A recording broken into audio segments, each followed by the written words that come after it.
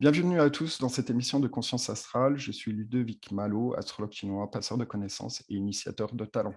Mon invité aujourd'hui est Léna Favre. Léna, vous êtes médium, vous canalisez des messages individuels et d'un collectif représenté par un maître ascensionné appelé Pastor. Vous faites le lien entre le ciel et la terre pour transmettre des informations de première importance sur les changements à venir. Vous êtes aussi praticienne quantique et favorisez la libération des mémoires et blocages en agissant sur plusieurs lignes vibratoires. Vous avez écrit 2 livres chez Mama Édition, L'envol vers soi en 2020, Les danses de l'âme, votre dernier livre en 2022, et ce mois-ci, un oracle, l'oracle du temps présent. Nous allons parler donc de votre livre, Les danses de l'âme, disponible aux éditions Mama, et le coffret L'oracle du temps présent, avec un fascicule qui permet de faire l'interprétation, avec des petits rituels aussi, et puis 52 cartes magnifiques qui permettent de faire un travail sur soi. Alors, avant de poursuivre, abonnez-vous maintenant à la chaîne YouTube Conscience Astrale, partagez cette émission et rejoignez le canal Telegram de Conscience Astrale pour être tenu d'informations qui ne sont pas sur la chaîne. Alors, Léna, merci beaucoup d'avoir accepté cette interview. Est-ce que on peut commencer sur le livre. Donc, je voulais savoir, Léna, qu'est-ce qui vous a motivé à écrire votre deuxième livre, Les danses de l'âme? Parce que j'ai lu le premier, évidemment, on avait fait un interview là-dessus, L'envol vers soi, que j'avais beaucoup aimé. Et puis là, on rentre manifestement dans quelque chose de plus sérieux, plus pointu, plus aiguisé au niveau de la méthodologie et du processus de l'ascension. Vous pouvez nous en dire plus? Qu'est-ce qui se passe maintenant avec ce deuxième livre? Bonjour, merci de m'avoir accueilli, Ludovic, et merci à Carole aussi, mais vous en parlerez un petit peu après, qui est avec nous et que je vois d'être là aujourd'hui. Donc déjà, comme j'ai habitude de les réexpliquer parce qu'il y a une continuité chez un médium quand on fait un travail, l'envol était une base, c'est-à-dire une encyclopédie vibratoire que j'ai écrite en 2018, qui est sortie en 2019, je crois, ou 2020, disant, expliquant comment dans cette période agitée, mouvementée, chacun de nous pouvions trouver des clés concrètes et vibratoires pour pouvoir cheminer le plus sereinement possible vers nous-mêmes, puisque l'ascension, c'est un retour à soi. Bon, c'est une base, il restera une base vers laquelle des personnes arriveront, je pense, par flot, puisque certains me disent aujourd'hui qu'ils dorment juste avec le livre à côté d'eux et que ça a des effets. Alors, j'ai essayé, c'est possible, mais en tout cas, beaucoup de personnes l'utilisent de manière différente. Certains aussi vont l'utiliser, que ce soit les danses ou l'envol, comme je l'expliquais, sans forcément lire de A à Z, mais uniquement en allant ouvrir au hasard et en lisant une page le matin, ou en posant une question, ou en lisant une thématique particulière. C'est pour ça que l'envol, il est écrit sous forme de symphonie. Je suis très artiste à l'intérieur aussi. Et les danses, c'est des pas de danse. Alors, les danses, ce n'est pas une continuité de l'envol, c'est une manière de poser un cadre différent, d'expliquer où on en est là en ce moment. Alors, depuis mars, ça a encore évolué, j'en parlerai, et de donner vraiment par thématique des éclairages sur une compréhension que me donnent les guides du monde actuel, notamment sur les incarnations qui, pour moi, et je le vérifie chaque jour dans ma pratique, ne sont absolument pas les unes derrière les autres, mais simultanées, sur des espaces-temps différents. Du rapport aux animaux et de comprendre qui sont les animaux et qu'est-ce qu'ils viennent faire dans cette période d'ascension. Donc, c'est vraiment un pas au-dessus dans lequel moi, j'interviens en tant qu'être incarné. Donc, c'est un échange à trois. Il y a le collectif, il y a Pastor et il y a moi, pour permettre, en fait, cette fois-ci, d'entrer dans des sujets pointus en ayant des clés qui soient concrètes. Puisque vraiment, moi, c'est ce que je suis, c'est même pas mentalisé, c'est vraiment permettre à ce que la spiritualité soit concrète, applicable et permette d'aller réaliser ce que nous, on souhaite pour nous, parce que c'est ça l'intérêt. Donc voilà. Et puis après, je parlerai de l'oracle qui est arrivé derrière, mais je vais en dire 2 mots parce que ça fait la continuité. Donc beaucoup de travail à la suite, j'aime pas ce mot-là, mais il y a eu les danses, il y a eu la même année l'oracle, parce qu'on nous a dit maintenant ça bouge tellement, c'est tellement puissant qu'il faut que les gens aient une réponse concrète, pratique, instantanée à des questions qui peuvent se poser. Et c'est l'objectif de cet oracle. Mais on y reviendra. Alors, je vais poursuivre l'interview. Avant cela, j'aimerais présenter Carole. Bonjour, Carole. Bonjour Ludovic et bonjour Léna. Alors, Bonjour. Carole a eu la gentillesse d'accepter de participer à cette interview pour que on puisse faire une interprétation avec les cartes, hein, donc, qui sont divisées en 3 thématiques, l'état d'être, la voix et la conscience.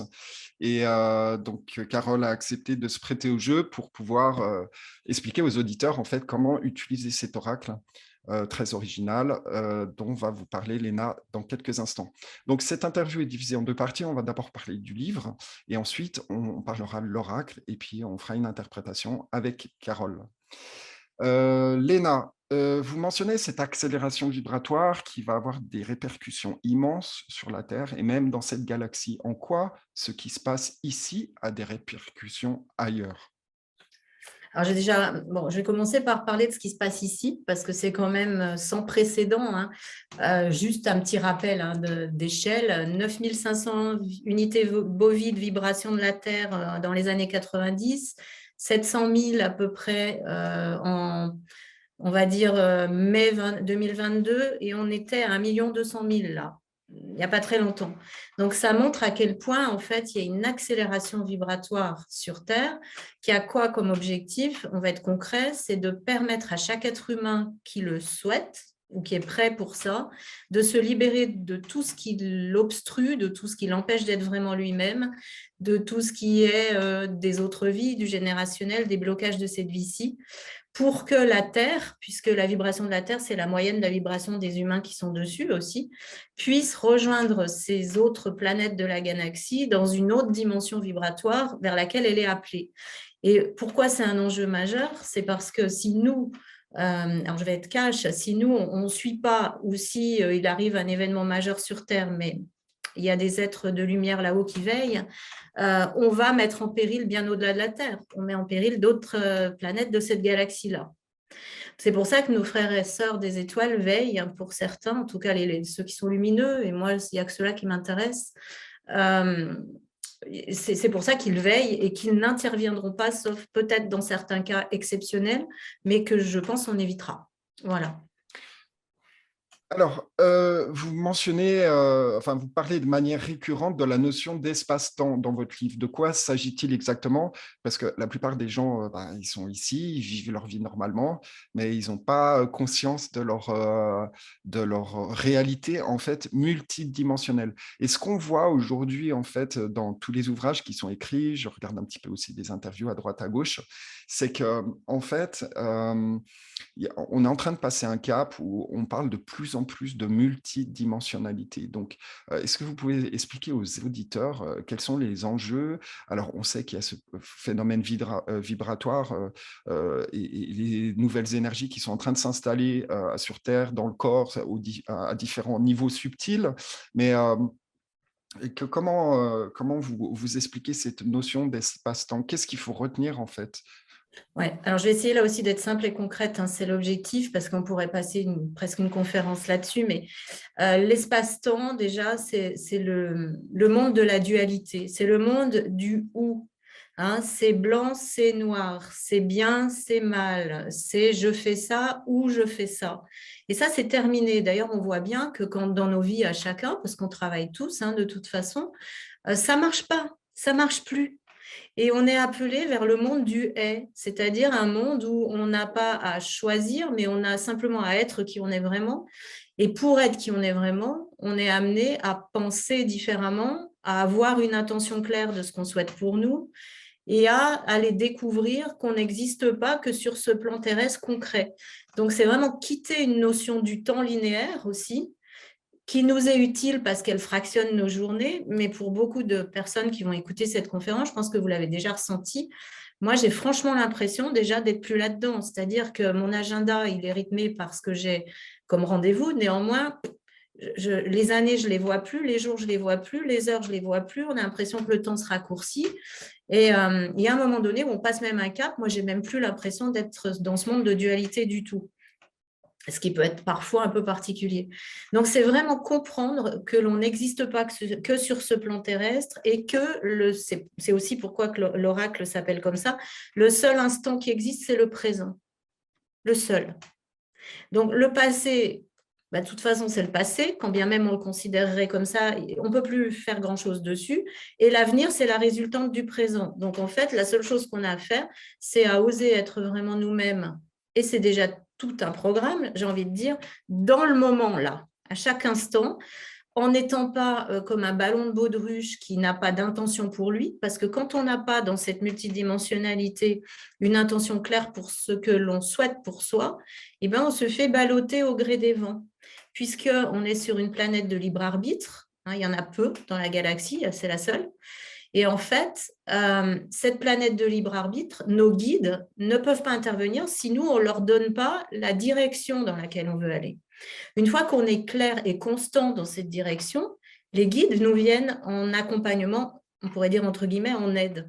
Donc, c'est vraiment comprendre qu'il y a une bascule et où moi, j'ai l'impression qu'on se trompe en ce moment, ça engage moi, Léna, c'est qu'on va apporter des débats sur tous les soubresauts du monde extérieur, alors que les guides nous disent que ça, c'est un fait, ce monde, il est en train de mourir, c'est ainsi, laissons-le mourir tranquillement.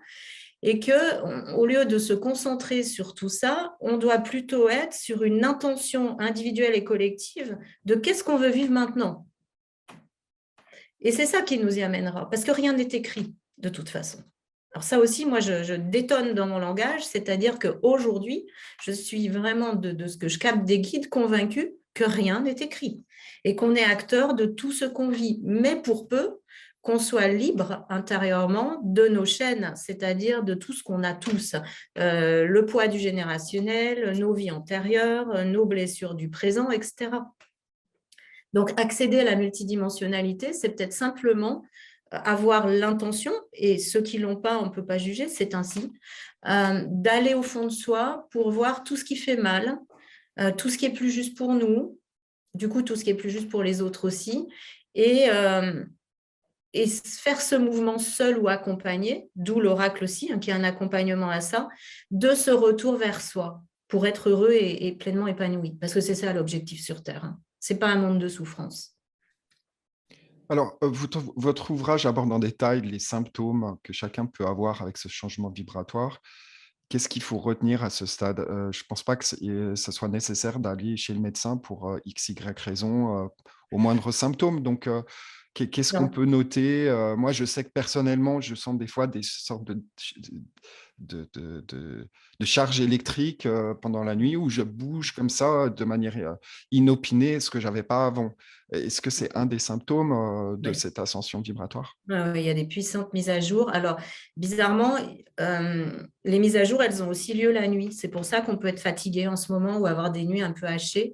Parce que quand le mental lâche, l'ajustement vibratoire passe encore plus facilement. Et c'est pour ça qu'il faut aussi changer. Quand on a des nuits, on se réveille. Vous savez, on se dit, oh là là, demain matin, je ne vais pas être capable de faire ce que j'ai à faire, je vais être fatigué. Non, c'est tout l'inverse. C'est de se dire, si je me réveille, c'est que mon corps a besoin que je me réveille parce que les mises à jour que je suis en train de recevoir sont trop puissantes. Ça peut être une des causes, ce n'est pas la seule. Et dans les manifestations, il y a des choses aussi importantes. C'est des gens qui, d'un seul coup, ont des vagues à l'âme. Un coup, ça va très bien, on est super heureux. Le lendemain matin, on est au fond du trou. Des maux de tête, des vibrations dans le corps, une envie de changer totalement son alimentation, une envie un matin en se levant de tout envoyer promener. Tout ça, c'est tous les symptômes de cette ascension. Et alors, il y a des personnes qui, oui, courent chez le médecin parce qu'il y a des symptômes qui peuvent être vraiment, vraiment puissants. Alors moi, je ne suis jamais dans le ou, dans le et, enfin, je suis dans le et, pas dans le ou. C'est-à-dire que si ça les rassure, c'est très bien comme ça. Et peut-être que parfois, en effet, il peut y en avoir besoin.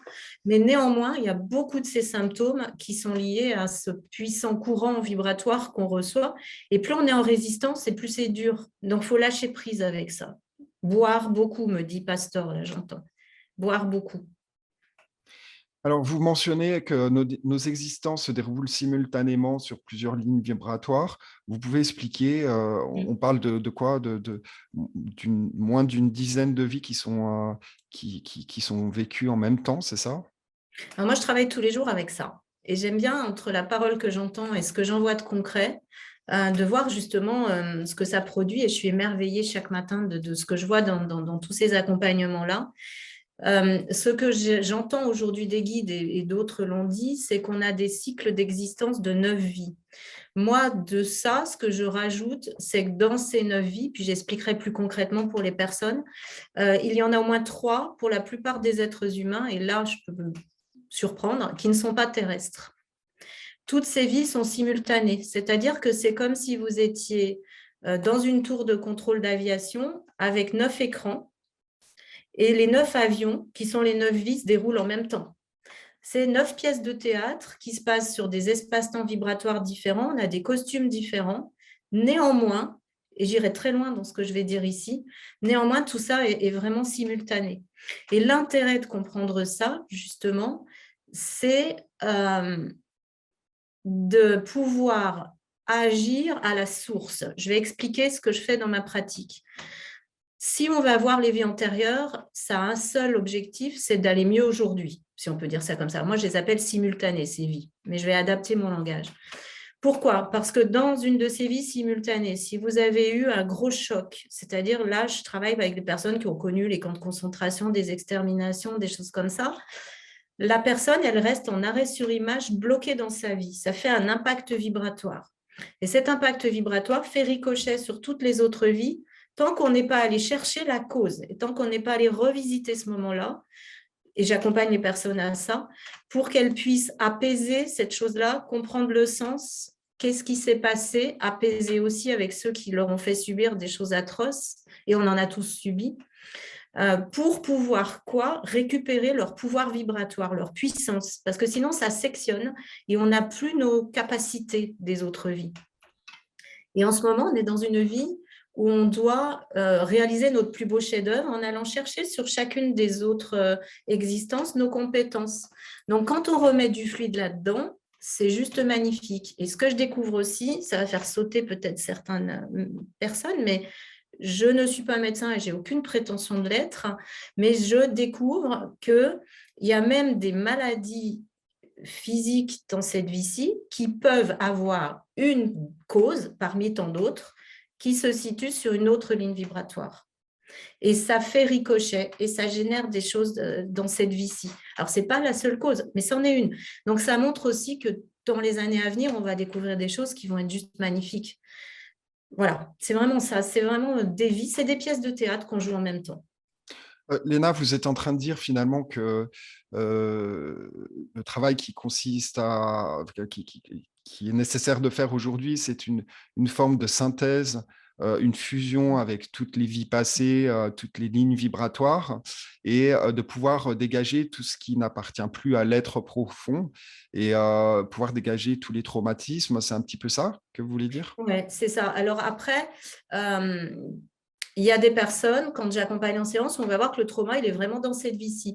Mais néanmoins, on est tous amenés à un niveau d'évolution, et je pense que ça parlera à beaucoup de personnes qui ont déjà fait un travail sur elles, d'aller voir les vies où on a été vraiment abîmés et les vies où nous, parce qu'on l'a tous fait au moins une fois, on a vrillé. C'est-à-dire, on a posé un acte qui ne nous semblait pas juste pour nous.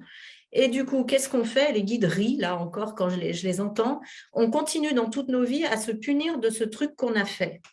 Il y a un moment donné, il y a prescription. Il faut comprendre que c'est terminé. On fait la paix avec tout ça et on avance vraiment vers autre chose. Donc, c'est aller nettoyer tout ce qui remonte de nos vies et vous verrez, à un moment donné, ça vient tout seul. On n'a même plus besoin. Ça nous apparaît d'un coup, par flash. Mais aussi, aller voir notre générationnel. Et pour certains d'entre nous, moi, ceux que j'appelle l'équipe au sol dans mes bouquins, et notamment les guides de l'équipe au sol, on a choisi des lignées, moi c'était mon cas, où il faut qu'il y en ait un qui s'y colle, comme je dirais. C'est-à-dire qu'il y avait des choses très très lourdes qu'il fallait aller aider à transmuter, à libérer. Donc, on a aussi à nettoyer le sac à dos qu'on a pris dans nos lignées, peut-être en se disant je suis une âme un peu plus ancienne, je viens d'ailleurs, donc je vais pouvoir aider ma lignée. Oui, mais les guides ne nous demandent pas ni de tirer, ni de sauver, ni de faire ce truc-là par principe. hein. Donc, se libérer aussi du poids de la lignée et se libérer des blessures de cette vie-ci. Et ce que je découvre avec l'accélération vibratoire, c'est beaucoup de femmes qui m'arrivent et qui, alors je dis des femmes parce que malheureusement, c'est plus des femmes, qui d'un seul coup se remémorent d'un abus, d'attouchement, de choses comme ça, qui avaient été très enfouies dans la conscience et qui remontent maintenant. Et pourquoi ? Alors, ce n'est pas forcément dans mes séances, hein, ça peut être dans des séances avec d'autres personnes ou toutes seules dans leur vie, parce qu'il faut qu'elles se libèrent de ça et que ça les plombe et on ne peut plus être lourd. Alors justement, j'aimerais faire la jointure par rapport à toutes ces lignes vibratoires, les vies passées. Où en sommes-nous concernant le karma aujourd'hui ? Alors ça, c'est une super question parce que vraiment là aussi, il y a une compréhension à en avoir. Aujourd'hui, les guides nous disent, alors les nouveaux enfants, pour une grande majorité d'entre eux, arrivent sans karma, déjà. Et nous, les générations comme la mienne et même d'autres, hein, on avait alors des choses à régler. Pour moi, le karma, on va le dire cash, c'est pas on a été gentil, on a un bon point, on a été méchant, on va payer. Ça n'existe pas. Déjà là-haut, c'est pas du tout comme ça. Ça, c'est la dualité qui a transformé ça comme ça. C'est simplement qu'on est tous tellement des êtres d'amour et de lumière que quand dans des vies, il y a des choses qui se sont mal passées avec des êtres, on a à un moment donné envie, pour les âmes les plus éveillées, et pour les un peu moins éveillés, les guides les invitent à revenir sur Terre pour aplanir, planifier, pacifier tout ça. C'est ça. Donc, il n'y a pas, c'est nous qui décidons de. Parfois, on est un peu poussé à la culotte, comme ils disent en riant, mais ce n'est pas un truc comme on l'a conçu jusque-là. Ça n'a pas de sens de le voir comme ça aujourd'hui. Alors, comment récupérer les acquis de vie passée à travers des petits rituels conscients ? Donc, moi, j'essaye de faire la synthèse avec tout ce que vous racontez de passionnant dans vos livres. Et puis, j'applique moi-même, évidemment, certaines choses pour dégager des mauvaises énergies. Ça peut être avec la famille, ça peut être avec des contacts, avec des amis, tout ça. Et en fait, je me laisse un peu glisser dans un courant, un peu comme dans une rivière. Et puis, je laisse venir à moi dans la vie quotidienne, en fait, les choses qui me sont envoyées. Et consciemment, je me dis, OK, bon, ça, il faut le lâcher, maintenant tu ne penses plus à ça. Est-ce que vous pouvez nous donner plus d'informations, Léna, sur le nettoyage de toutes ces mémoires-là qui remontent à tout moment, en fait ? Oui, alors ils me disent plein de choses en même temps. Il y a ce que moi je pense et j'entends aussi. Donc, je vais essayer de faire une petite synthèse de tout ça parce qu'il y a plein de choses. Alors, il n'y a pas une manière unique de nettoyer, comme il n'y a pas une manière unique de méditer. Hein, ça, moi, je le redis. Il y a des périodes où moi, j'ai besoin vraiment d'avoir des temps de reliance qu'on appellerait méditation. Il y a d'autres périodes, je vais aller promener mon chien, je vais faire à manger, je vais rencontrer quelqu'un. Ça me fait le même effet. Donc, il n'y a pas non plus là forcément d'obligation à se contraindre à faire des choses qui deviennent après des routines et qui sont l'inverse de ce qu'on pensait faire. Par rapport à nos familles, déjà comprendre que quoi qu'on vive et quoi qu'on ait vécu, puisque les familles, on revient ensemble très régulièrement, et c'est avec nos familles, nos parents, nos enfants qu'on a les plus, entre guillemets, grosses choses à régler, c'est qu'on a appelé ces situations pour grandir. Nous avons appelé ces situations pour grandir. Moi, je n'ai pas eu une vie simple du tout au niveau perso. Et c'est vrai que j'ai compris que les choix que j'avais faits étaient doubles. D'un côté, un côté qu'il faut absolument quitter, qui était « je suis une plus vieille âme, je vais les aider ». Et de l'autre côté, vraiment, je vais grandir en comprenant ce qu'ils viennent me faire comme miroir.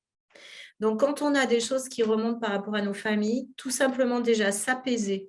Et quand je donne ce truc-là, parce qu'il marche très bien, quand vous ne pouvez pas parler à une personne qui vous est proche parce que c'est trop conflictuel ou parce qu'on ne parle plus la même langue, parlez à sa partie supérieure.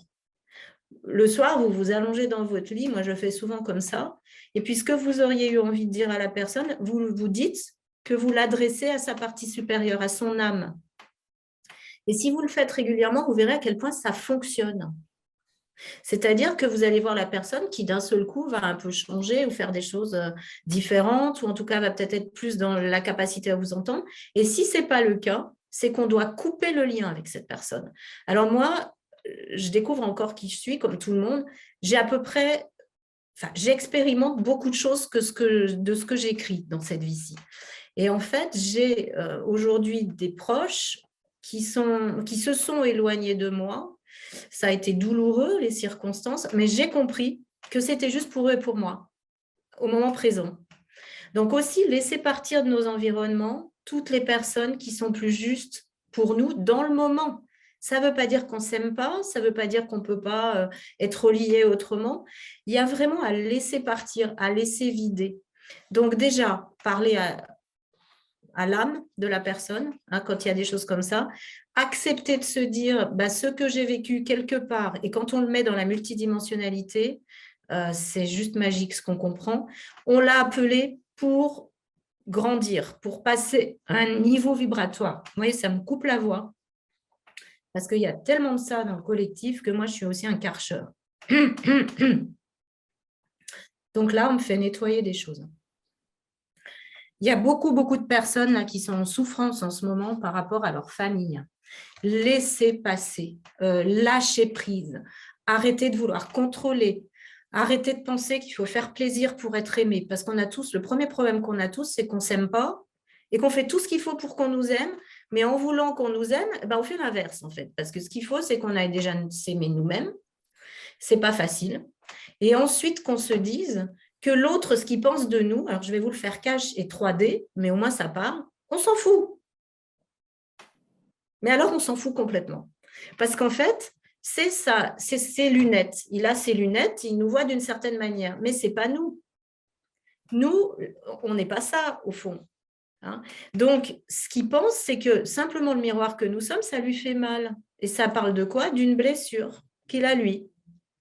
Donc déjà, oser être soi et rendre à l'autre ce qui lui appartient, mais dans l'amour et sans agressivité. C'est le plus important. Si on est dans un dialogue avec une personne qui tourne à la violence, moi je ne suis plus capable d'aucune forme de violence en ce moment, hein, même dans les propos avec d'autres personnes, on coupe, on dit à la personne, c'est pas le moment, on ne peut pas arriver à se comprendre, on ne va pas se faire du mal, on va faire autre chose, puis on verra bien, on y reviendra ou pas. Mais en tout cas, c'est vraiment de l'ordre du laisser partir. Et tout ce qui vous permet de laisser partir, utilisez-le de concret. Alors moi, après, j'ai plein de techniques que j'ai entendues moi et que mes guides, d'autres m'ont donné, que je fais appliquer dans mes séances. Je vais en donner une parce que je n'ai rien à garder pour moi, qui est que quand il y a vraiment un lien toxique avec des personnes, vous imaginez un ruban blanc ou un drap, parce que ça parle à plus de personnes. Quand on plie un drap, on se met chacun à une extrémité. Et vous vous mettez à gauche, en face de vous, vous mettez la personne avec qui il y a le conflit, hein, qu'elle soit vivante ou décédée. Et puis, on va sectionner le drap en disant tout simplement qu'on a une épée de lumière. Moi, j'utilise celle de l'archange Michael parce qu'il m'accompagne énormément. Je dis avec l'épée de l'archange Michael, je coupe la partie toxique du lien avec cette personne dans cette vie-ci, dans toutes nos vies et sur toutes les autres dimensions. Et ainsi, chacun de nous reprend librement le cours de son chemin. Et si on le fait en conscience, vous verrez à quel point ça produit de la fluidité. Donc, c'est des petites choses comme ça qui sont très efficaces en ce moment. Alors, on va avancer un petit peu parce que j'ai d'autres questions. Ensuite, on va parler sur l'oracle. Vous pouvez expliquer la notion de fuir l'incarnation et son importance dans la transition vibratoire? Parce que j'ai vu dans votre livre à plusieurs endroits qu'effectivement, il y a cette notion de fuir l'incarnation. Comment l'auditeur il doit interpréter ça? Alors, je vais l'expliquer un peu plus vaste. C'est-à-dire que beaucoup de vieilles âmes sont revenues dans cette époque et beaucoup, pour ceux qui peuvent entendre ça, de stellaires, de personnes qui ont des origines des étoiles, reviennent dans cette période comme dans d'autres clés de l'humanité, hein, l'Atlantide et d'autres, pour être des phares, des guides, des accoucheurs, des éclaireurs, on peut dire tout ça, pour les autres. Et au moment quand ils refont leur contrat d'incarnation là-haut, ça paraît simple. On n'y est pas, hein, les mains dans le cambouis.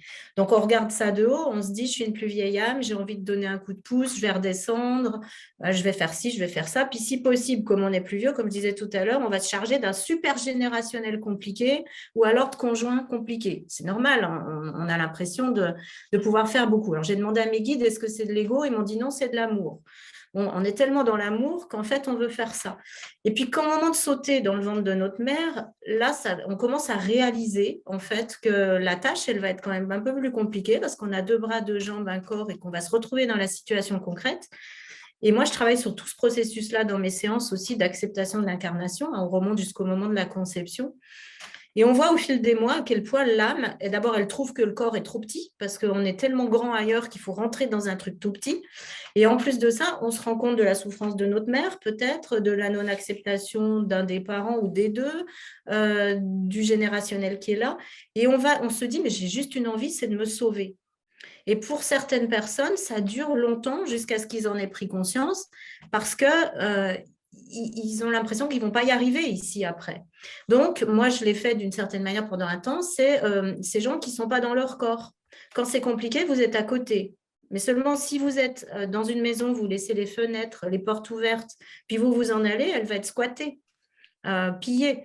Donc, aujourd'hui, plus que jamais, on a besoin d'être bien ancré, d'accepter d'être dans le corps. Mais ce n'est pas facile. Et il n'y a pas une de mes séances, pratiquement, où il n'y a pas ce travail à faire. Plus on a une vieille âme, plus la personne vient d'ailleurs, moins l'acceptation de l'incarnation est facile. Parce que c'est une terre d'apprentissage, c'est une planète école où on a tous la même apparence, mais on n'a pas tous la même ancienneté d'âme, pas même la même origine stellaire. Il y a des lumineux, il y en a qui ne le sont pas. Il y a tout plein de choses comme ça. Et quand on arrive là, on ouvre des grands yeux en se disant, mais c'est quoi ce truc ? Et ça peut durer, j'accompagne des personnes à 80 ans qui y sont encore. Et en fait, il y a un moment donné, on a un déclic parce qu'on est amené dans notre vie à répondre à 2 questions. C'est, on croit qu'on est né, donc on a choisi de vivre. Ce n'est pas le cas. C'est, acceptes-tu de vivre ? Première question. Et 2, acceptes-tu d'habiter ce corps ? Et c'est pour ça que vous avez plein de gens qui ont des accidents graves, mais ils en réchappent parce que ce n'était pas leur moment. À chaque fois, dans ces accidents, dans ces maladies graves, on vient nous questionner sur ça. Vous mentionnez le fardeau du générationnel. À mon avis, c'est un point qui est très important parce que déjà, je vous pose la question, Léna, qu'est-ce que vous diriez aux profanes qui disent qu'on ne choisit pas sa famille ? Oui, il y a même une chanson qui dit ça. Si, on choisit sa famille, sauf cas très exceptionnel. J'ai eu une fois, et ça va détendre un peu l'atmosphère, dans une de mes séances, dont 2, où c'est une erreur de routage. C'est-à-dire qu'au moment où la personne saute, elle avait prévu une famille, mais comme elle n'y va pas, on la pousse un petit peu, elle atterrit ailleurs. Mais ça a un sens. Donc là, c'est jamais facile, mais ça arrive. On choisit sa famille en conscience, puisque devant le conseil, au moment d'établir notre contrat d'incarnation, il y a toutes les consciences des personnes qu'on va côtoyer dans l'incarnation et qui seront cruciales, importantes pour nous, décisives, qui sont là. Et en fait, je vais le faire comme Pasteur me le dit, parce que ça va faire du bien. On se dit, ah bah toi, tu vas jouer ce rôle du gentil, toi, tu vas être le spiritualiste, toi, tu vas être celui qui est vraiment méchant, et puis toi, tu vas faire autre ça. Et puis, quand on vient de l'autre côté tous ensemble, on se tape sur le ventre. C'est comme ça que Pasteur me dit, en disant, tu as super bien joué ton rôle, merci. Donc, il faut un peu le voir comme ça, même si ce n'est pas simple. Moi, je m'y suis collée aussi. Mais néanmoins, on choisit nos parents pour en comprendre quelque chose d'important. Et ce n'est pas la même chose selon les parents. Et les grands-parents viennent aussi porter un message différent. Et c'est ça qui est important de comprendre et d'aller chercher. C'est pourquoi j'ai choisi ce père, cette mère, quel rôle a joué mon grand-père, ma grand-mère, quand bien même ils sont décédés, qu'on ne les a pas connus. Et comment je peux faire aussi pour repérer la thématique de générationnelle qu'il y avait dans cette famille. Par exemple, je vais partir de mon exemple. Dans la mienne, ce que je suis venue couper, c'était 2 trucs qui étaient complètement embolisants, le sens du devoir et la peur. Bon, c'est coton quand il y a les 2 comme ça déjà. Donc ça, c'est vraiment comprendre qu'il y en a un moment donné qui leur dit non, on a juste le droit d'être ça, d'être ce qu'on est, d'être soi-même.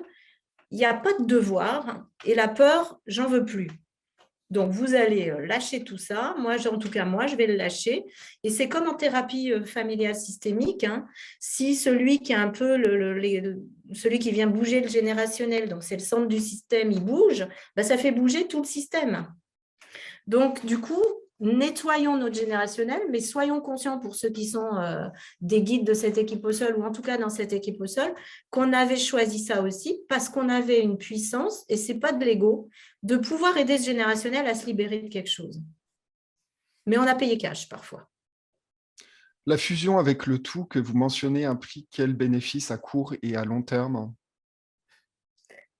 On est des parties de ce tout en voyage. Il y a un moment, le tout, il s'est divisé, il a voulu aller s'expérimenter dans différents règnes, animaux, végétaux, humains. Et puis, chacun a choisi d'expérimenter des petites choses. Et là, on a fait la boucle du 8, on remonte vers l'unité.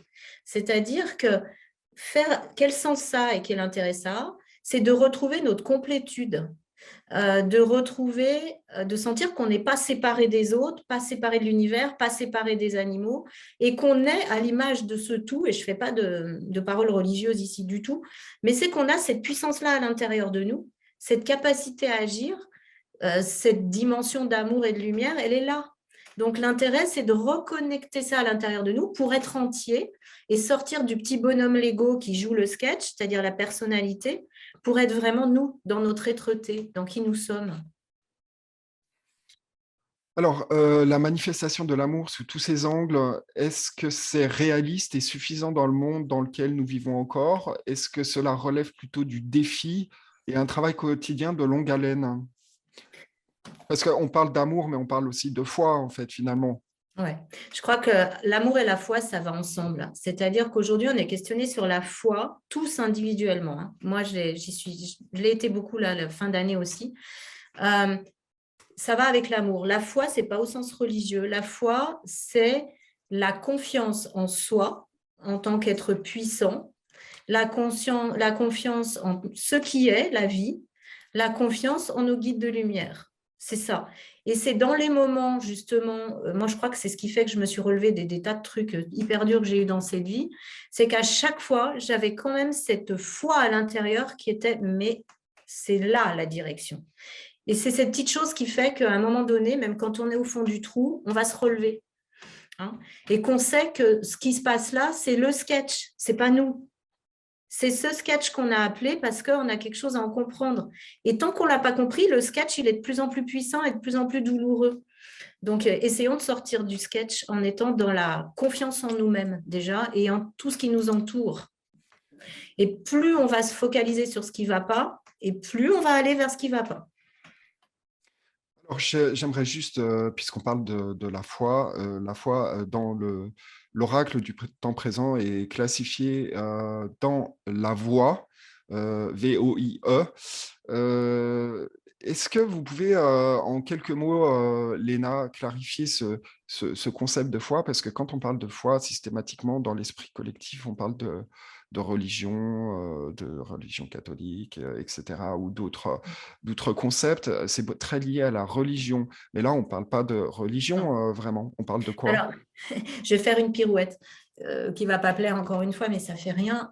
C'est vraiment... La foi, c'est la foi, c'est comme l'amour, c'est l'amour. Sauf que y a des religions, et j'ai rien contre les religions, au contraire, parce qu'il y a chacune a dit des choses très justes. Simplement, elles ont été interprétées, déviées, etc., au fur et à mesure. Donc, c'est pas l'enseignement de base qui va pas, c'est après ce qu'on en a fait, et puis pourquoi on en a fait ce qu'on en a fait aussi, ce qu'il y avait derrière. La foi, c'est vraiment comprendre, et je vais vous donner une phrase clé, moi qui ai un mantra que j'ai dit aux personnes dans mes séances, écrivez ça sur la glace de votre salle de bain, c'est vraiment comprendre la phrase suivante, je me manifeste dans ma pleine puissance, sans fausse modestie ni ego démesuré, et je suis dans la compassion pour les autres sans jamais m'oublier moi-même. C'est vraiment ça, c'est tous les petits mots de cette phrase-là, la foi. Hein, c'est comprendre que nous sommes des êtres puissants et surtout sortir d'un truc qui fait qu'on est manipulé et manipulable, qui est que justement on est des êtres fragiles, qu'il faut protéger, sur qui va tomber mais les maux de la terre comme c'est pas possible. Hein. Donc en maintenant la peur, on éloigne de la foi. Hein, on a tout en nous pour faire. On n'est pas des êtres manipulables, on n'est pas des êtres fragiles, on est des êtres puissants, individuellement chacun, et chacun de nous est puissant à sa manière. Et si un manquait au tableau, il manquerait au tableau. On est tous différents. Donc, c'est vraiment comprendre qu'il y a quelque chose au-dessus de nous, pour moi je le vis comme ça, et en nous, qui nous guide, qui nous accompagne. On a tous de l'intuition, et en ce moment, c'est de quitter le mental, de quitter tout ce qui est mentalisé pour aller dans quoi? Le cœur, ce qui résonne dans notre poitrine, hein, de ce qui est juste ou pas, et à notre âme, c'est tout. Quand on est perdu, moi je dis aux gens, quand vous ne savez plus où vous en êtes, connectez-vous à ce que vous ressentez dans votre cœur et écoutez votre intuition. Et je pense que tout le monde ici va comprendre ce que je veux dire. Souvent, alors je le dis comme ça, je vais le nuancer. On pense qu'on se trompe, qu'on se plante, comme on dit dans nos vies, quand on n'écoute pas notre intuition. C'est vrai, on se plante souvent quand on n'écoute pas notre intuition. Mais ce n'est pas se planter, c'est expérimenter. Par contre, aujourd'hui, on nous demande d'être en conscience et que quand il y a quelque chose qui résonne dans le cœur et que le mental, il nous dit « mais non, mais c'est pas ça » ou que papa, maman, la société ou autre chose nous dit « c'est pas ça », il faut écouter le cœur. Alors, tout est vibratoire et le son, incontestablement, le verbe, les paroles permettent de constituer un champ à haute fréquence. Est-ce que cela signifie qu'il ne faut plus rien interpréter ni contester dans ces interactions sociales notamment? Le silence est-il préférable comme le cultive la culture amérindienne? Alors moi, j'ai eu beaucoup d'incarnations amérindiennes, hein, donc je suis vraiment le reflet aussi de tout ça. Ça m'habite profondément, ça. Donc, je vais répondre un peu avec aussi ma connotation à moi, puis après, j'écouterai ce que les guides disent aussi là-dessus. Moi, j'ai vraiment l'intuition et la sensation que plus, et ça, c'est pas moi qui le dis, c'est eux, là, récemment, encore dans une canalisation, plus ça secoue à l'extérieur, plus ça va mal à l'extérieur, plus il faut rentrer dans nos temples intérieurs, plus il faut aller se recentrer sur soi. Ça ne veut pas dire se couper du monde, mais se recentrer sur soi, sur une forme de grande paix intérieure, d'objectif de vie. Qu'est-ce que je veux vivre en tant qu'être humain ici sur cette terre individuellement? Et le collectif, c'est la somme des individus. Hein. Ça ne veut pas dire ne pas être c'est plutôt être de ce monde sans être dans ce monde. Comment on fait ça? Et moi, aujourd'hui, j'ai l'impression de le faire, ça. Alors, on le fait en s'alignant avec qui on est. Et à un moment donné, ça peut soubresauter à l'extérieur, il n'y a pas de problème. Les grands maîtres ont dit, et c'est vrai, Ivanov, moi qui m'a beaucoup inspiré, a dit à un moment donné aussi, s'il y a un événement collectif majeur sur Terre, mettez-vous en prière. Alors, ce n'est pas connoté. Mettez-vous à l'intérieur de vous, recentrez-vous, connectez-vous à votre âme et restez à l'intérieur de vos cavernes. Ça sera plus efficace. Néanmoins, je vais nuancer, il y a des humains magnifiques sur cette planète qui sont venus dans toutes les époques, et j'en ai fait partie dans d'autres vies, c'est plus mon boulot dans celle-ci, pour être sur les barricades. C'est leur boulot et ils sont venus pour ça. Et c'est juste. Alors, comment manifester son intention en toute conscience? J'ai encore une question après, enfin 2 questions après ça, et puis ensuite on va basculer sur l'oracle. Alors, du coup, c'était comment on peut manifester son intention en conscience. C'est tout simple. En fait, tout est très simple. Il n'y a rien à mentaliser. Simplement, dans un moment où vous vous sentez bien avec vous-même, simplement parler à vos guides, même si vous ne les voyez pas, même si vous ne savez pas qui c'est. Moi, je rajoute de lumière parce qu'en ce moment, il y a plein de petits parasitages. On s'adresse à nos guides de lumière et on leur dit, et attention, parce que quand on le dit, ça déclenche tout ce qui va avec. Il ne faut pas le dire si on n'est pas prêt à le vivre. Aujourd'hui, j'ai l'intention de manifester la plus jolie version de moi-même.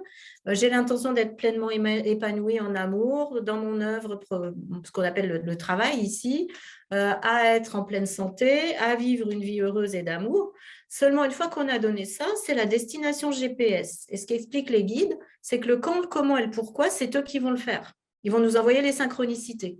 Par contre, c'est ce que j'explique aux gens en séance, à partir du moment où on a dit ça, il faut s'attendre à ce que ça saute et à ce que ça soubresaute. Parce que si on veut garder notre ancienne vie, puis qu'on donne cette intention-là, ça ne marche pas, on fait du surplace. Donc, être conscient que quand on déclenche avec la voix, puisque la voix, elle potentialise la vibration, elle fait que ça peut presque créer en instantané en ce moment, tellement on vibre vite, tout ce qu'on va dire, c'est déjà là.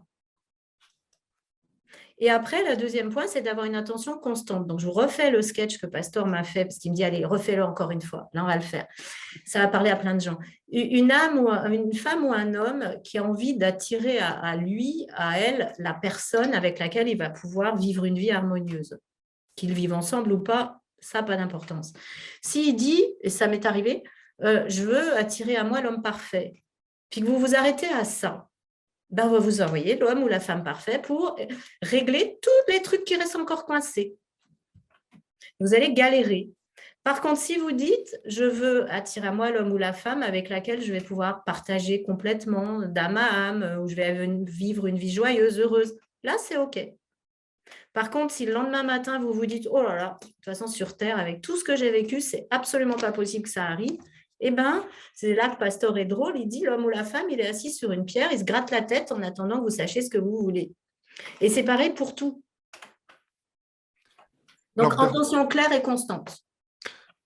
Dernière question et puis une petite phrase de conclusion sur ce livre, donc Les danses de l'âme, qui est disponible aux éditions Mama, que je conseille les éditeurs de vous procurer. C'est quand même un livre qui fait quasiment 400 pages, donc très complet, assez épais, donc, mais très agréable à lire, facile à approcher, on va dire. Léna, vous pouvez nous faire une petite synthèse de tout ce qui se passe actuellement. Vous passez beaucoup de temps avec le collectif, vos guides de lumière, pour pouvoir donner du sens de la manière la plus simple possible avec ces fréquences vibratoires, ces changements, le nettoyage de ces traumatismes. Est-ce que vous pouvez nous dire, Léna, à quoi va ressembler l'humain multidimensionnel et quelles vont être la réalité des possibles? Alors, il n'y aura pas un humain multidimensionnel parce que ça voudrait dire qu'on recrée ce qu'il y a sur Terre. En fait, on va être chacun la meilleure version de nous-mêmes. Enfin, c'est ça l'objectif en tout cas. Donc, ça, on va garder une énorme diversité. Il y aura autant de monde presque que d'êtres humains. Hein, déjà, il y en a déjà autant de monde que d'êtres humains. Moi, j'ai envie de dire plutôt d'aller sur la voie et de ce que j'entends, de ce qui serait peut-être des outils à donner aux personnes qui écoutent en ce moment. Là, entre le 15 décembre, il y a eu des paliers, je vais remonter un peu. 24 décembre 2021, ou à peu près, on nous a dit là maintenant, il s'agit de choisir. Si vous voulez aller vers vous-même et faire ce travail intérieur de vraiment vous réaliser ou pas. Si c'est OK, c'est OK. Si vous souhaitez quitter la Terre, c'est OK. Si vous n'êtes pas encore décidé, on va vous laisser en transit un certain temps. Je fais schématique, hein, bien sûr que ce n'est pas si simple. En août 2022, on nous a dit vous avez à choisir entre la peur et l'amour.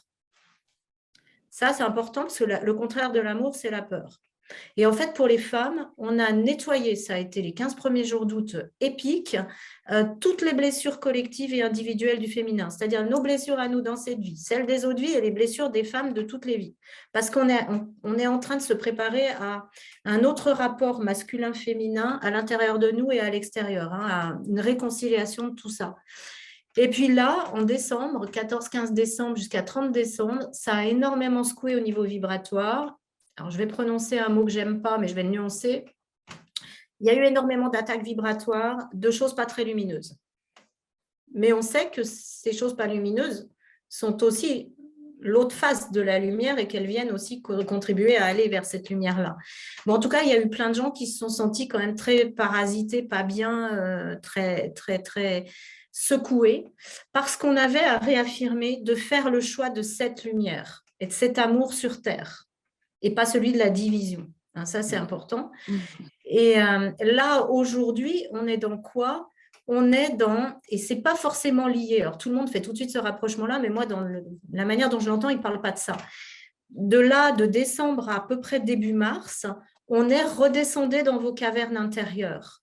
Ce n'est pas le moment forcément de lancer tout de suite de grands projets. Allez au fond, coucounez-vous, faites-vous du bien, réconciliez-vous avec vous-même, laissez partir ce qui n'est pas juste, etc.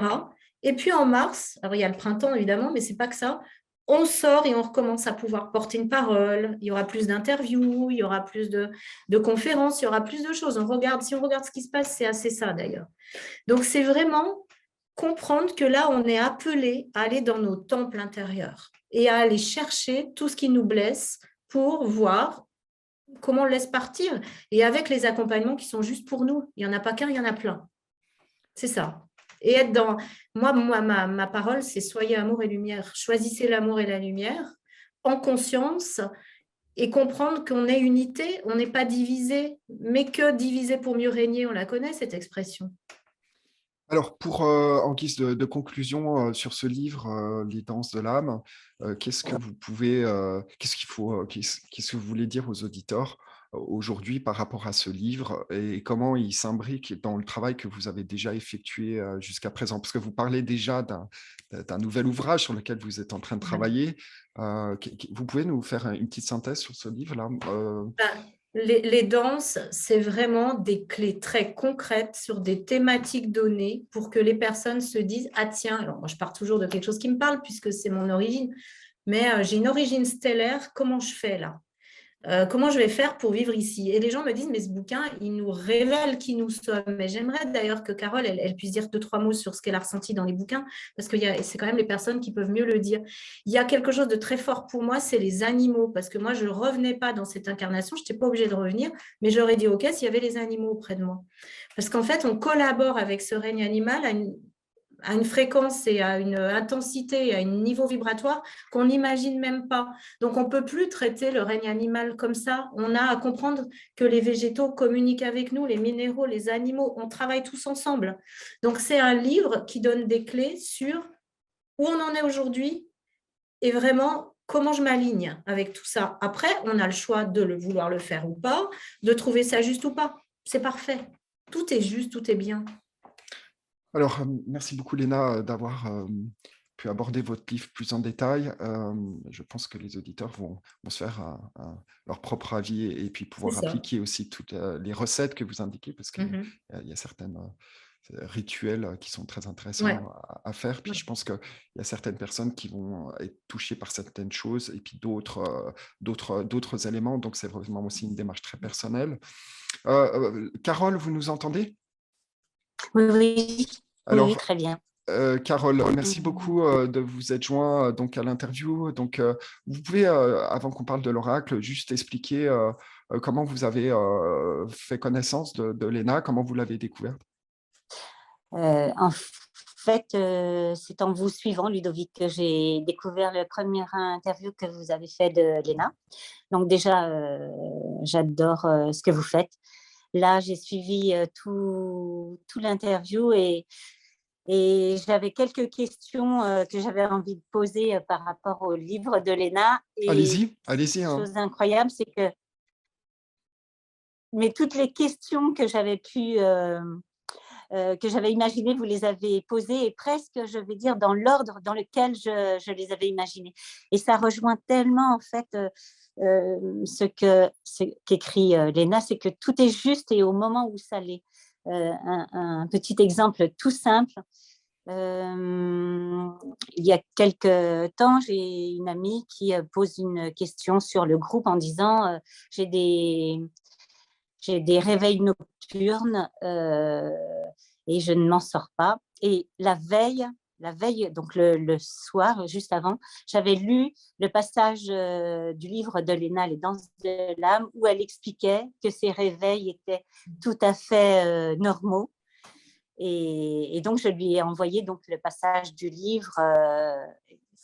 Voilà, et c'est pour dire que tout est juste actuellement et qu'on reçoit chaque jour, on reçoit des messages de l'invisible. L'invisible est actuellement tellement présent. Donc, merci Léna pour ce livre. C'est fabuleux. Il faudrait que les gens le lisent. Oui, vraiment. Merci Carole. Je voulais juste rajouter un truc à ce que vous disiez. C'est aussi, en fait, moi je l'ai vécu cette nuit, quand il va se passer des événements importants dans nos vies, quand on est à des croisées de chemin, souvent on est préparé par nos guides la nuit parce qu'on fait comme un point avec un hiérarchique en réunion. C'est-à-dire qu'ils vont nous préparer pendant qu'on dort aussi à ça. Et du coup, on est dans un demi-sommeil. C'est-à-dire un sommeil, on a l'impression d'être là et pas là, mais c'est parce qu'on travaille. Et du coup, parfois, on se réveille et on n'a pas l'impression d'être bien. Et moi, à chaque fois que j'ai des interviews, la veille, je dors très peu. Parce qu'il y a déjà toute une préparation. Je disais à des amis là ce matin, c'est comme en fait si j'étais un sportif qui va être coaché, mais c'est avant de faire une compète. Mais c'est vraiment ça. Et puis c'est pareil dans nos vies. Et du coup, ça nous aide, enfin, grâce à ce passage, les nuits où je suis moi-même, et je suis souvent réveillée entre 2h et 4h du matin depuis un certain temps maintenant, je sens les soubresauts dont a parlé Ludovic également. Bon, je sais très bien que c'est des informations que l'on reçoit, donc j'accueille. Mais ce qui m'ennuyait, c'était ce temps où je me disais, c'est du temps perdu parce que je suis au lit et je ne fais rien et c'est du temps perdu. Maintenant, grâce à ce livre, je sais que, et ça va être fabuleux, j'ai l'impression que je vais pouvoir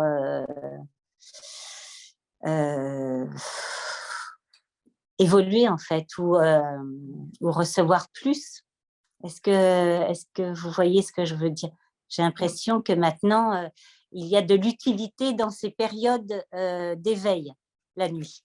Alors là, ce que rajoute Pastor, auquel j'avais pas encore forcément, j'avais pas parlé forcément aussi, c'est qu'en fait, alors ça c'est plus compliqué pour chacun de nous. On a des rythmes qui sont rythmés par nos activités quotidiennes. Quand on a des enfants, quand on a un travail, pour beaucoup de personnes, c'est rythmé. Et en fait, en passant dans cette multidimensionnalité, à terme, on ne peut plus penser que la nuit on dort, le jour on travaille, à tel moment on mange, à tel moment on ne mange pas. C'est-à-dire que nos repas ils vont se fractionner sur différents moments de la journée. Peut-être qu'on n'aura plus 3 repas. Enfin, c'est notre culture, hein, il y en a où c'est pas ça. Et puis, nos nuits, si elles sont plus compliquées, c'est parce qu'on fait autre chose la nuit. Et peut-être qu'à un autre moment de la journée, il faudrait 20 minutes pour s'assoupir.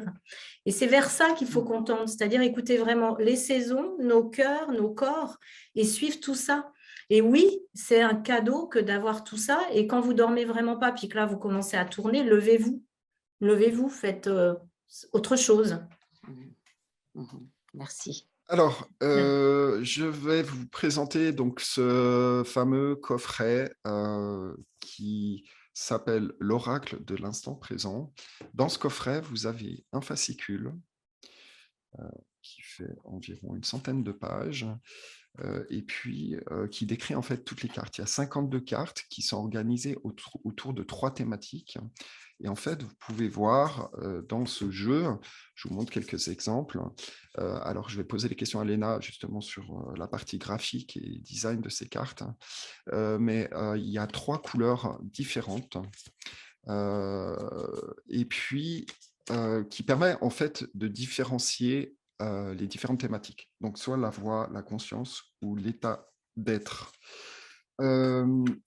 Alors, pour commencer, Léna, bon, moi, j'utilise des oracles depuis plusieurs années, j'ai plusieurs choses, mais ce que je trouve super intéressant avec le vôtre, c'est qu'il se différencie de tout ce qui s'est fait jusqu'à présent. C'est-à-dire que c'est pas seulement un jeu de cartes. Bon, des fois, il y a pas, enfin, il faut interpréter soi-même. Des fois, il y a aussi un fascicule qui permet de comprendre les cartes et de faire des interprétations. Mais après, il y a le problème du mental qui vient interférer là, et c'est assez compliqué. Mais ce qui est intéressant dans votre oracle et le fascicule détaillé qui est à côté, c'est qu'en fait, il y a un rituel qui est associé à chaque carte. Donc, ça permet de vraiment s'imprégner, s'immerger dans dans la symbolique de la carte. Alors, juste pour commencer, Léna, donc c'est un magnifique travail artistique qui a été fait sur ces cartes et c'est quand même important parce que quand on regarde, on s'imprègne des formes, etc. Et vous pouvez nous donner des informations sur la conception de cet oracle, qui l'a fait, etc. Oui. Alors déjà, bon, Mama Édition est un magnifique éditeur pour ça parce qu'ils ont vraiment vocation à faire des beaux livres, des belles choses. Et c'est vraiment que leur éthique, hein, et là-dessus, c'est juste magnifique. Alors moi, je voulais vraiment déjà quelque chose au départ de sobre, de simple et de puissant. Hein, et c'est souvent dans le dénuement, donc il n'est pas trop chargé, qu'on va vers quelque chose de puissant. Dans ma démarche aussi personnelle en tant que Léna, j'ai vraiment, et c'est ce que je fais tous les jours dans ma pratique, envie de mettre en réseau les gens. Et là, j'ai voulu faire travailler quelqu'un qui dessine très très bien, mais qui n'est absolument pas connu. c'est-à-dire qu'il n'avait jamais rien fait avec un auteur, un éditeur, en étant reconnu. Donc, c'est Denis Dobros qui a fait cet oracle, qui est quelqu'un de Rhône-Alpes et qui dessine extrêmement bien. Et chacune de ces cartes a été dessinée à la main, hein, et au crayon. Donc, ça veut dire que tous les traits ont été faits un par un. Et après, Mama a fait un super travail de masterisation, de travail sur la carte. Ils ont un directeur artistique qui est magnifique chez Mama, que je salue, Philippe, qui a vraiment aussi retravaillé chaque carte. Alors moi, cet oracle m'a demandé beaucoup, beaucoup de temps parce que j'ai découvert, je le savais, mais on reste toujours naïf, aussi que de travailler à deux, c'était plus de boulot que d'écrire un livre. Parce qu'en fait, moi, je voulais que la carte, elle reflète mais parfaitement la notion. Et du coup, en travaillant avec l'illustrateur, on était amené à sans arrêt retravailler chaque carte. Et je lui disais, mais non, mais là, il y a ça, c'est pas ça. Il y a ça, c'est pas ça. Donc, c'est vraiment un travail de collaboration profonde qu'on a fait pour arriver à ce qu'on se dise, bon, bah, cette fois-ci, c'est OK. C'est vraiment cette carte-là. Donc, pour lui, je crois qu'il disait, quand on en parlait, que ça avait été 500 heures de travail. Moi, je ne sais pas combien, mais en tout cas, c'est même pas mesurable. Parce que j'ai aussi coaché, j'ai aussi accompagné cet illustrateur. Et c'est vrai que les cartes sont particulières parce que les dessins ont été faits aussi dans un état particulier et dans un état d'esprit particulier. Alors, j'aimerais juste insister sur la partie design de ces cartes. Donc, c'est un artiste qui a fait ces cartes. Je pense que c'est effectivement très intéressant de travailler sur des dessins, une œuvre artistique qui est faite à la main, parce que ça change tout au niveau énergétique et ça permet de transmettre justement un message particulier. Mais on le voit particulièrement bien, Léna, dans votre oracle. Déjà, la sobriété permet de se concentrer sur ce qu'il y a d'essentiel. Et puis, au niveau des dessins, c'est tout à fait original et très bien présenté. Donc, félicitations pour ça. Je vais vous laisser la parole, Léna, pour faire une interprétation avec Carole, qui a gentiment accepté de se connecter à l'interview pour faire un tirage, en fait, pour montrer aux auditeurs finalement comment utiliser cet oracle. Et donc voilà, c'est tout simple. Alors, juste pour commencer, Léna, pardon, il y a une certaine procédure quand on reçoit à la maison son oracle. Qu'est-ce qu'il faut faire? On ouvre la boîte et qu'est-ce qui pratiquement il faut faire pour activer cet oracle? Parce qu'on parle bien d'une activation d'un oracle.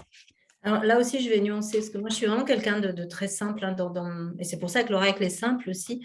C'est vraiment, j'entends de mes guides et j'ai découvert déjà que quand quelque chose, alors on ne peut pas le faire pour tout, hein, rentre dans notre espace sacré, c'est-à-dire chez nous, dans nos maisons, il rentre avec les énergies de tous ceux qui l'ont conçu, fabriqué, touché, transporté, mis en rayon, etc. Donc, c'est intéressant de le nettoyer des énergies des autres, mais ce n'est pas parce que les autres ont de mauvaises énergies, hein, c'est juste pour qu'il ait les nôtres d'énergie déjà. Donc, c'est vraiment tout simplement moi, j'allume une bougie, je prends un peu de sauge, hein, et puis j'ai mes formules à moi, mais il n'y en a pas qu'une, qui disent en fait que je demande à ce que cet oracle soit nettoyé de tout ce qui n'est pas amour et lumière. Et ensuite, je le consacre, moi je le consacre, alors c'est peut-être pas ce que j'ai dit dans le livret, mais s'il sait pas ce que j'ai dit, tant mieux, il y aura encore d'autres choses. Je le consacre à l'amour et à la lumière, je le consacre aussi en disant, je demande à ce que cet oracle me permette de devenir pur comme un cristal, de trouver ma voie, d'être juste avec moi-même et les autres, etc. Donc, quand vous le consacrez, une partie nettoyage où vous demandez à ce qu'il ait juste vos énergies à vous et qu'il soit nettoyé de toutes les énergies qui ne sont pas lumière et amour. Et ensuite, une intention de qu'est-ce que vous voulez faire avec cet oracle, parce que c'est un ami, c'est une partie qui va être avec vous tous les jours, avec laquelle vous allez pouvoir travailler, vous allez lui poser des questions, il va vous répondre, etc. Donc, c'est quelle intention j'ai par rapport à toi? J'ai l'intention que tu me permettes peut-être de vivre mieux, plus heureux, plus épanoui, etc. Donc, donner une intention. Alors, je répète les deux formules pour les auditeurs qui vont recevoir donc l'oracle chez eux. que vous mentionnez dans le fascicule, mais je l'ai mentionné parce que c'est important. C'est intéressant. Première phase, que cet oracle soit nettoyé de toutes les énergies qui ne sont pas pures et harmonieuses. Donc ça, c'est la première chose à faire.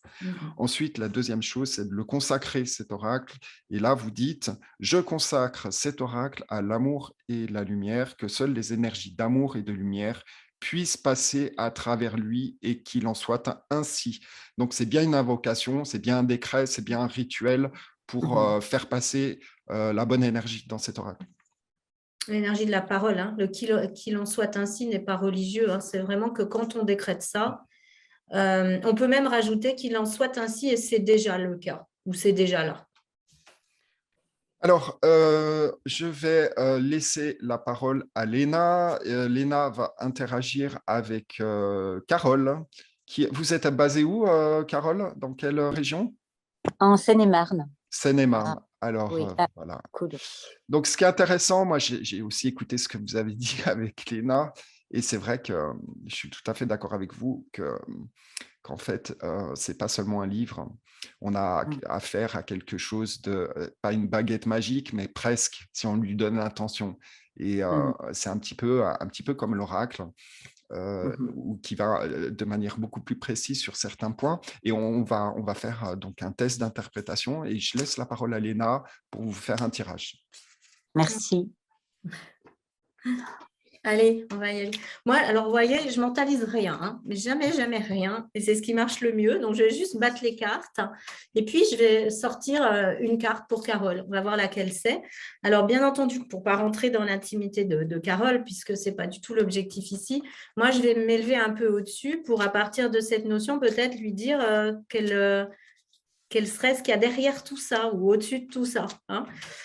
Voilà, si elle était seule à seule avec moi, je dirais peut-être d'autres choses, mais là, je vais rester sur quelque chose qui soit bon.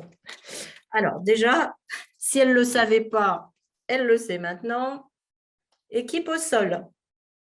Donc, la conscience, la thématique, Donc, c'est la la conscience. famille de la conscience, la carte 25, équipe au sol. Donc déjà, Carole, qu'est-ce que ça veut dire? C'est qu'il faut cesser, si c'est encore le cas, de douter que vous en fassiez partie. Et comprendre aussi, en fait, que dans cette période, ce qu'il demande à tous ceux qui font partie de cette équipe au sol, c'est de prendre vraiment leur place sans plus avoir ni peur, ni doute sur soi, hein, sur nos compétences. C'est « je suis venue transmettre une parole, accompagner, faire quelque chose, que vous soyez dans n'importe quel métier, peu importe, et je vais oser prendre ma place » et ça fait rebondir. Et je ne dis pas le livret du tout là, hein, on ira voir le livret après. J'ose prendre ma place en étant pleinement moi-même, en étant dans ma pleine puissance, mais sans fausse modestie ni ego démesuré. Donc, c'est vraiment, voilà, c'est ces 25, hein, c'est l'équipe au sol. Allez, je vous donne la parole, Carole. Je n'ai pas de mots. C'est impressionnant. Je ne pense pas qu'il y aurait pu y avoir une carte plus juste que celle-ci, enfin, ou l'interprétation que vous en avez fait en tous les cas, de prendre sa place. C'est tellement compliqué en fait. Alors, ce qu'ils me disent aussi pour vous, et prenez-le avec beaucoup d'amour parce qu'on est tous là-dedans, aimez-vous, faites-vous confiance, soyez dans la foi. Hein, et c'est vraiment ça. Parce que pour pouvoir prendre cette place dans l'équipe au sol, il faut arrêter de se dire « non, mais l'autre, il est meilleur que moi, puis moi, je ne suis pas légitime ». Et c'est pour ça que vous avez plein de thérapeutes, d'ailleurs, qui en ce moment ont personne dans leur cabinet. C'est parce qu'en fait, il y a encore un doute de ce qu'ils sont capables d'apporter. Oui. Voilà. Donc, et puis après, vous pourrez lire le livret. Hein, mais c'est vrai que moi, j'essaie de me sortir pour vous apporter des éléments qui sont au-dessus de tout ça. Alors, peut-être, vous voulez rajouter quelque chose, Carole? Non, c'est tellement juste. Après, ça résonne aussi dans ce sens où, comme tout à l'heure, Léna, elle parlait du refus d'incarnation. Donc, moi, je suis totalement d'accord avec la carte que Léna a sortie, mais il y a aussi tous nos blocages. Vous voyez, Ludovic, vous en avez parlé aussi. Je pense qu'entre savoir qu'effectivement, on a cette mission, on a une mission, on a tous une mission, on est venu, OK, on a dit OK. Et puis ensuite, comme vous l'avez expliqué, il y a les blocages qui font que Euh, Même si on sait, il faut passer au-dessus, en fait. Il y a des doutes, il y a des blocages qu'il faut aller nettoyer. Et entre le savoir et puis le faire, c'est encore autre chose.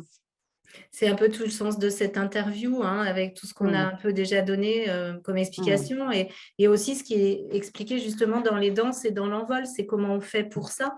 Et après, les guides nous disent qu'il faut être courageux pour faire tout ça. Parce que c'est vrai que ça peut soubresauter à l'intérieur de nous, dans nos vies. Donc, il faut beaucoup s'aimer. Et puis, il faut aussi avoir beaucoup plus de douceur avec soi parce qu'en tant qu'humain, on est extrêmement exigeant avec nous-mêmes, tous. Et parfois trop, hein, on a le droit aussi d'avoir des moments où on n'y va pas, justement, et c'est très bien comme ça. Et franchement, aussi ne pas hésiter à se faire accompagner par des personnes qui sont justes pour soi dans des moments courts quand on sent que là, on n'y arrivera pas tout seul. Parce que pour rebondir sur ce que vous disiez, il y a des moments où il y a des blocages, on ne peut pas forcément les enlever tout seul. Il y en a quelques-uns, on a besoin d'être accompagné. Vous savez, c'est comme quand on saute dans le vide, on a l'élastique. L'élastique, c'est l'accompagnant. Et l'accompagnant, il va être là pour mettre le doudou un peu dessus ou dessous, pour guider, pour coucouner, pour envoyer de l'amour, pour dire le mot qui va peut-être résonner, etc. Et ça, on en a tous besoin, hein, moi y compris. Oui, merci. Merci à vous. Alors, ce que j'ai naturellement utilisé l'oracle pour moi. J'ai fait quelques tirages, j'en ai parlé à Léna tout à l'heure en off. Et ce que j'ai noté, en fait, c'est que les auditeurs s'en rendront compte quand ils liront le fascicule, c'est qu'en fait, dans ce processus, avec cet oracle, il faut en fait lâcher prise et puis être dans le ressenti avant, pendant le tirage et après, pour laisser venir les images, les impressions, les choses comme ça. Et donc, j'ai vu que c'était vraiment partie intégrante de cet oracle qui, à mon avis, n'est pas un oracle comme les autres. Non, alors il n'est pas comme les autres parce qu'en fait, j'ai mis aussi toute mon énergie vibratoire à moi. Hein. C'est un peu comme si j'étais un peu avec chacun chez vous, là. Il y a aussi tout l'amour que j'apporte, que je suis venue apporter ici. Je crois que c'est ce que je suis venue faire aussi. Et franchement, c'est très juste ce que vous disiez, Ludovic, et justement, il faut savoir peut-être l'utiliser d'une certaine manière. Vous savez, on l'a tous fait, moi aussi, parce que j'utilise plein de choses. Des fois, on tire une carte, puis on ne comprend pas ce que ça veut dire, pouf, on la repose, on en prend une autre. Déjà, ça, non. La carte que vous allez tirer, elle est juste pour vous. Et après, peut-être juste la poser devant soi. Ça peut être pendant une journée, la regarder, puis après commencer à lire ce qu'il y a sur le livret, puis le laisser infuser, faire le rituel, y revenir. Alors la carte, elle peut rester un jour, elle peut rester une semaine, ou une heure. Ça va dépendre des personnes. Et juste le fait, c'est ce que j'entends là, parce que moi, quand je fais, je suis guidée, je suis consciente, mais j'entends encore des choses de mes guides après. C'est... tout est dans le processus autant que dans ce qu'on fait. C'est-à-dire qu'à travers cet oracle, il y a une énergie vibratoire. Et quand vous allez toucher la carte, c'est un peu ce qu'il y a dans mes livres et qui m'est renvoyé par toutes les personnes qui les ont lus, il y a une énergie particulière dedans. Et juste cette énergie-là, elle est déjà décristallisatrice, c'est-à-dire qu'elle soigne déjà. Donc, en fait, cet oracle est un instrument qui permet de se connecter, un instrument qui permet de se connecter à soi, mais aussi au guide. Et au Donc, guide. en fait, c'est un intermédiaire qui est vraiment extraordinaire. J'aimerais juste préciser autre chose. Dans ce que je disais tout à l'heure, c'était... oui, à mon avis, il y a quelque chose d'important que j'ai retenu parce que j'ai fait encore un autre tirage avant-hier. Je commençais à me préparer avec l'interview d'Elena. C'était, en fait, ce que je conseille moi personnellement aux auditeurs, puisque j'ai utilisé les 52 cartes, c'est qu'il ne faut pas consulter l'oracle dans un état de stress. C'est-à-dire qu'il faut, si vous êtes stressé, il n'y a pas de souci avec ça, vous l'acceptez, mais vous donnez quelques minutes avant pour vous poser. Vous faites un travail d'ancrage, vous visualisez des racines pénétrer dans la terre et puis vous vous connectez avec vos chakras et puis un rayon lumineux qui vient et au niveau de l'inspiration, de l'expiration, 3 fois pour vous calmer, en fait, pour vous poser. Parce que si vous utilisez cet oracle dans un état de stress, c'est pas la bonne chose. Vous allez peut-être, votre mental va influencer les cartes ou des choses comme ça. Donc, c'est à mon avis le point que j'ai retenu sur la façon de tirer. Est-ce que vous êtes d'accord, Léna? Oui, puis c'est pareil pour toutes les choses de la vie, hein. C'est très bien quand on est impacté par un événement très fort. C'est ça, passer de la dualité à la multidimensionnalité aussi. Vous vivez, vous apprenez une nouvelle qui vous fait beaucoup souffrir d'un coup ou qui est très violente pour vous. Si vous réagissez tout de suite, vous avez toutes les chances de ne pas forcément poser les actes justes. Donc, c'est de prendre le temps de respirer, hein, revenir sur le cœur, la respiration, ce qu'on appelle la cohérence cardiaque, peut-être toutes ces choses-là, s'apaiser et après y aller, hein. C'est prendre le temps de prendre de la hauteur. Et moi, je l'ai vécu aussi, Ludovic, ce que vous dites. On fait dire à des cartes que... Alors moi, ce n'est pas un oracle prédictif, puisque je ne pense plus que rien n'est écrit, justement. C'est bien au-delà de ça. Mais on fait dire aux cartes, aux pendules et à tout plein de choses ce que l'on veut si on n'est pas centré. Alors, j'aimerais juste rappeler aux auditeurs que ce coffret carte et livret l'oracle de l'instant présent aux éditions Mama est vendu 33 €. Donc, c'est un très bon investissement. Déjà, c'est un superbe travail artistique. 52 cartes qui ont été dessinées par Denis Debrosse, qui est originaire de Rhône-Alpes. Et donc, n'hésitez pas, procurez-vous ce coffret dès que possible et pour pouvoir travailler sur vous-même et aussi travailler avec les guides. Et moi, je suis enchanté des 3-4 tirages que j'ai fait pour moi et je vais en fait approfondir la chose parce qu'il y a matière à aller plus loin dans cet oracle pour pouvoir travailler sur des points précis aussi. Qui remonte à la surface dans la vie quotidienne. L'idée, c'est de pouvoir utiliser cet oracle domestiqué et de pouvoir être le plus proche possible des cartes. Voilà ce que je voulais dire par rapport à cet oracle, aussi mon expérience personnelle puisque je l'ai utilisé. Carole, est-ce que vous pourriez donner un petit mot de fin sur cette partie oracle et puis ce que vous pensez du travail de Léna? Est-ce que vous avez quelque chose, un petit mot de conclusion à dire? Mais déjà, vous remercier tous les deux. L'oracle, il a parlé de lui-même et c'est tout à fait juste. Non, je suis très émue. Je suis très émue et je pense qu'effectivement, après, je me demande si on peut... Est-ce qu'on peut également, par exemple, décider de tirer tous les jours une carte, c'est-à-dire ne pas laisser faire le destin, mais prendre chaque jour une carte. Oui, Vous moi, voyez je ce le que je fais veux comme dire? ça. Pour travailler, en fait, sur une partie, chaque partie de l'oracle, en fait. Faites ce que vous ressentez dans votre cœur. Voilà ce que je ressens. D'accord.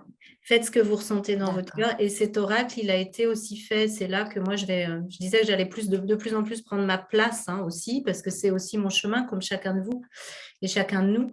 C'est vraiment un oracle qui peut être sur, comment on appelle ça, vous savez, chez les coiffeurs, sur la banque, dans un magasin de vêtements, utilisé par un thérapeute, un accompagnant. C'est pas quelque chose de l'entre-soi. C'est quelque chose qui est là pour chacun, qu'il soit et où qu'il soit. Et du coup, la manière de l'utiliser, elle est aussi propre à chacun. Moi, je fais ce que vous dites, Carole. Parfois, c'est une fois par semaine, parfois, c'est une fois par jour, parfois, ça va être une fois le matin, une fois l'après-midi. Laissez-vous guider, tout est vraiment parfait, en fait. Et moi, pendant qu'on parlait là, pendant la séance, j'ai tiré une carte pour le collectif qui va écouter cette interview et c'est l'alignement. Ça résume vraiment ce qu'on se disait dans l'interview, c'est-à-dire qu'aujourd'hui, on nous demande d'être centré, aligné, chacun à l'intérieur de nous. Et une fois qu'on sera centré, le collectif humain va s'aligner. Et on parlait de notre univers, on va s'aligner aussi. Alors, j'aimerais juste remontrer la carte parce que l'écran avait basculé. Donc, alignement, c'est la carte 2 dans les cartes. Voilà. Donc, je pense que les auditeurs vont vraiment apprécier la qualité artistique de ces cartes. qui sont vraiment très bien faites, très bien dessinées et très évocatrices. Alors, j'aimerais mettre fin à cette interview. J'aimerais remercier Léna Favre d'avoir accepté de parler de son dernier bouquin, Les Danses de l'âme, qui est paru en septembre, et puis son coffret L'Oracle du temps présent au mois de novembre, aux éditions Mama, avec un fascicule explicatif et toutes les cartes, donc 52 magnifiques cartes avec une description et une interprétation, et aussi de manière très utile une sorte de petit rituel à faire en correspondance avec les cartes. Voilà, merci beaucoup Léna, merci Carole de vous être joint à nous depuis la Seine-et-Marne. Léna, est-ce que vous pouvez nous faire un petit message de conclusion? Déjà, merci à vous deux et merci Ludovic parce que c'est la première fois que je vois une interview où il y a quelqu'un d'extérieur qui justement a pratiqué avec mes livres et l'oracle qui est là. Et je trouve que ça apporte vraiment beaucoup de richesse. C'est très intéressant, c'est touchant. Donc, merci pour ça à vous deux. Le mot de la fin, c'est vraiment restons centrés, restons dans l'amour, restons dans la foi et coupons-nous de tout ce qui n'est pas positif, ce qui ne nous fait pas de bien, que ce soit extérieur à nous ou intérieur à nous. On peut le nettoyer maintenant, on peut aller ailleurs. Voilà, plein d'amour pour vous tous. Merci beaucoup. Merci. Carole, je fais une Merci, Carole. petite prolongation. Merci encore de vous être joint. Si vous avez, vous avez découvert Léna Favre à travers une interview d'Anne Givaudan, il me semble. Il me semble aussi que vous avez une librairie, n'est-ce pas? Oui, tout à fait, oui. Est-ce Oui, que donc, vous avez l'intention de prendre le coffret dans votre librairie pour le proposer? il est déjà là. Il est déjà là et je vais pouvoir surtout pouvoir mettre un petit cœur justement sur le coffret et sur le livre. Ouais, vraiment. Alors, vous êtes en Vraiment. Seine-et-Marne, vous avez une librairie qui s'appelle Mhm. comment? Les Deux Muses, et Alors, nous sommes à Coulommiers dans le 77. voilà, donc s'il y a des auditeurs du côté de la Seine-et-Marne, Ne pas hésiter. ne pas hésiter à venir vous voir. Vous êtes à quelle adresse? 18 Place du Marché. Voilà. Et si vous avez, comme vous avez découvert Léna assez récemment, si vous avez un conseil ou un petit avis à donner aux auditeurs qui débarquent, là, qui connaissaient pas Léna, qui connaissaient pas Laura, qui connaissaient pas les bouquins, qu'est-ce que vous leur diriez en 2-3 mots? Alors, il est tellement puissant. Je voudrais dire que l'oracle est très puissant. Le livre, comme je l'ai dit tout à l'heure, c'est d'une fluidité. Ça nous apporte chaque jour ce qui est juste pour nous. Et il faut vite venir se le procurer, vraiment. Il est d'une très, très grande puissance, hein, vraiment. Merci Carole et au plaisir de vous rencontrer si je passe par là-bas. Ouais. Merci Et même, c'est quand beaucoup. même... merci. Merci à tous les deux. Merci beaucoup à vous deux et puis à bientôt dans un nouvel interview sur Conscience Astrale. N'hésitez pas à vous abonner sur le canal de Conscience Astrale sur Telegram et puis sur la chaîne aussi. Il y a plus de 6000 abonnés maintenant et donc n'hésitez pas à suivre nos prochains interviews. À bientôt. À bientôt. À bientôt, merci. Merci.